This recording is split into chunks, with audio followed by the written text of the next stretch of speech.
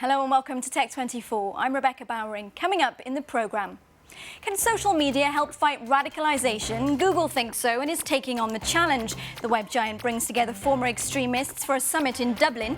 We'll hear more from Google Ideas Director Jared Cohen. And we'll review the Cha-Cha, HTC's Facebook-friendly mobile. The mid-range handset has social networking at its core. But is it worth making a song and dance about? More on that in our Gadget segment. 80 former Muslim extremists, neo-Nazis and US gang members, plus a number of survivors of terrorist attacks, all together in the same room. Well, it sounds like an impossible feat, but not for Google. The tech giant's new think/do tank, Google Ideas, has held the very first summit against violent extremism in Dublin in Ireland.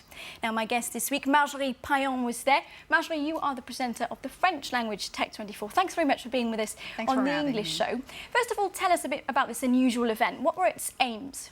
Well, the main aim of this summit was to try to tackle violent extremism. Well, the first step is to try to bring people together, learn from their experiences, and you'll see that in every single roundtable I've been attending to, you can learn from those formers, how they like to call them, experiences. For instance, you got one roundtable with former Colombian President Álvaro Uribe and one former FARC member.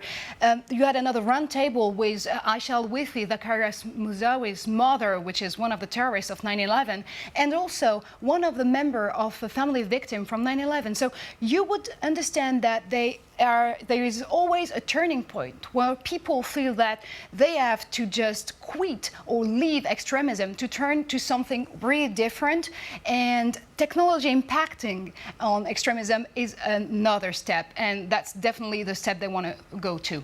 And that's something that you were speaking to Google Ideas Director Jared Cohen about, the role that technology can play in combating extremist behaviour. Let's take a listen to what he had to say. We know that technology empowers people for good and for ill. We also know that technology can be part of solutions. It's not about finding technology solutions to counter violent extremism. It's about finding solutions to violent extremism.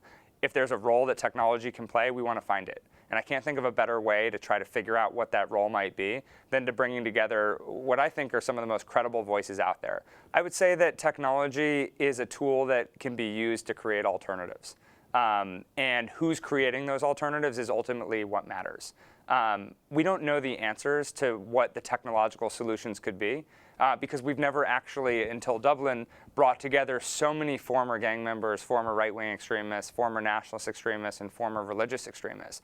And ultimately, the people that we're bringing in one room together, they have a more intimate knowledge of what the challenge is and what the potential solution should be than anybody else in the world. Now, Marjorie, this is all well and good, but why is Google getting involved in this debate? It's normally the domain of governments, NGOs. What can Google do that they can't? Well, actually, just see Becky. Jared Cohen was previously working at the State Department with Condoleezza Rice and with Hillary Clinton. Now is getting his head into Google. So that might be a reason. And Google is definitely to play a part in what's going on here. So listen to what he has to say, because there might be a good answer. What Google's committed to doing here is convening and connecting different sectors, different disciplines, different experiences to see if we can have a really unprecedented conversation about what the problem is, with regards to violent extremism. At its core, what is the challenge? What problems are we trying to solve? Once you know what problems you're trying to solve, there's always room for engineers to get creative with what you can do. What Google wants to do is have an impact. And what Google has an ability to do is build products that empower citizens. What Google has an ability to do is convene and connect.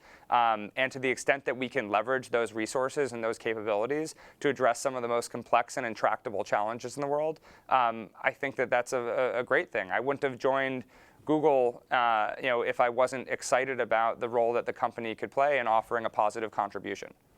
A positive contribution, Marjorie, but couldn't it be said that in some ways Google is inadvertently aiding and abetting extremists? For example, Google searches throw up radical websites, Google owns YouTube, and there's plenty of extremist content on there. Yeah, the internet is definitely a great recruiting tool for terrorists, and I'm pretty sure that Google is really aware of that. That's why they want first to let people see that they're making a change there and they're trying to understand how technology is used to recruit terrorists or to generate more extremism. But what they really want to do is put a curb on that phenomenon, and that's why they've been gathering so many high-profile former activists there just to learn from them, just to try to know what could be done. It'll be interesting to see what note the White House takes of the private sector's endeavours. Thanks very much for that, Marjorie. Stay with us. Test 24 next.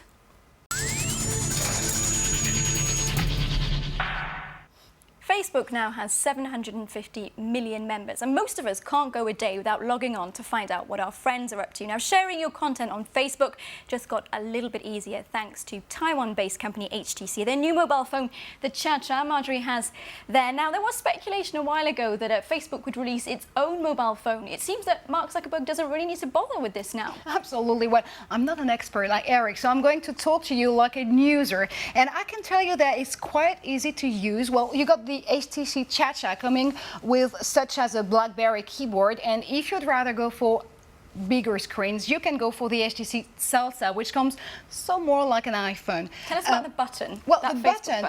The beauty of it is this very Facebook button. You can monitor all your community, all the social network from just that very button. You just have to press it. If you want to upload a photo, just press it. It goes directly to your page on Facebook. If you want to upload a video, that's the very same process you're going to use, and you can update your status just constantly with the very HTC Cha-Cha. That's for the good part. Now, for the negative one, it's just the screen. I find it really, really small. So if you rather want to use a larger screen, definitely go for the Salsa. Then it's not really heavy, so you can definitely take it in the hand, just trying to do something with your keyboard. It's working. And it runs Android, doesn't it? It runs Android, absolutely. Android gingerbread. That's it, you got it. And well, it's quite useful if you really are a social person. Yeah, so who's going to buy it then? It's not going to be somebody, an executive who maybe would have a BlackBerry and then decides to move to something with a Facebook button. That's more likely to be a social butterfly. Well, HTC definitely targeted like much more younger users, or like the 18-34 part of the market. So that's definitely the people who are going to go for this kind of smartphones. And it's €290 without a contract. Do you consider that to be good value for what you get? Well, it's good value because it's always cheaper than an iPhone or a BlackBerry, and you can stay logged constantly with your Facebook friend. So if you're a social person, go for it. If you're not, just wait for the next generation of Facebook phone, and maybe you'll make the most of it. I will be intrigued though to find out whether or not people end up getting Facebook fatigue with all the widgets that are part of this phone, with a calendar, and the fact that you're constantly logged onto Facebook. Or perhaps it will spread and we'll see phones with Twitter and LinkedIn buttons in the future. Who knows? There are so many social networks that you don't know what's going to be next. Thank you very much for speaking to us, Marjorie Payan, and many thanks to you for watching this edition of Tech24. As ever, fan us on Facebook at facebook.com/Tech24. It's there in English and in French, and you can also follow us on Twitter. I recommend you do so at TechF24. And finally, do you remember those MasterCard priceless adverts, as they called them? Well, we're going to show you a WikiLeaks spoof here. Shortly before the decision on whether he's to be extradited to Sweden, Julian Assange is upping the ante. The whistleblowing site's founder says he is to sue both MasterCard and Visa for blocking over $15 million in donations to WikiLeaks. What does it cost to change the world, this campaign asks? We'll leave you with that and see you next week on Tech24. As a result of your work, priceless. There are some people who don't like change. For everyone else, there's WikiLeaks.